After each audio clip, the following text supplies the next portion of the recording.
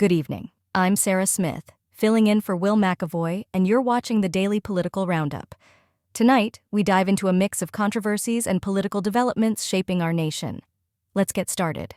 We begin in Atlanta, where a judge has ordered the unsealing of lead prosecutor Nathan Wade's divorce file in the election interference case against former President Donald Trump. This move comes amid allegations of a romantic relationship between Wade and Fulton County District Attorney Fanny T Willis.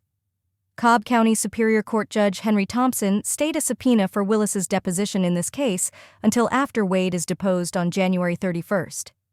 Explosive claims have surfaced, including travel receipts showing Wade paid for airline tickets for Willis, raising questions about their professional and personal relationship.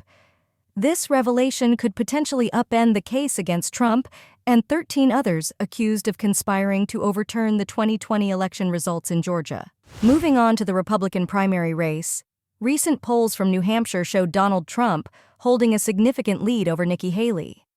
Despite Ron DeSantis' exit and endorsement of Trump, Haley's campaign efforts, even with support from celebrities like Judge Judy, haven't significantly dented Trump's dominance in the polls.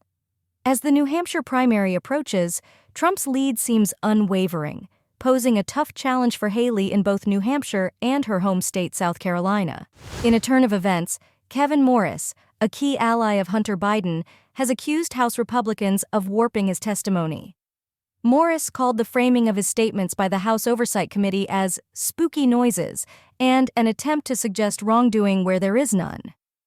This accusation comes amidst the ongoing impeachment inquiry into President Joe Biden, with Republicans scrutinizing the financial and personal connections between Morris and the Biden family. In a concerning development, a fake robocall impersonating President Biden has been circulating in New Hampshire, urging Democrats to skip the state's primary.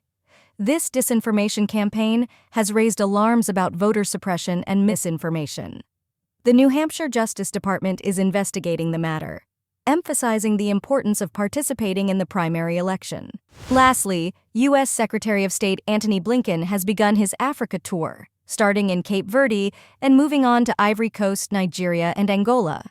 This tour aims to strengthen America's role as a key security and economic partner in Africa amidst regional and global crises. Blinken's visit signals the Biden administration's commitment to deepening relationships with African nations. That concludes our daily political roundup. Thank you for joining us. I'm Sarah Smith, and Will McAvoy will be back tomorrow. Good night.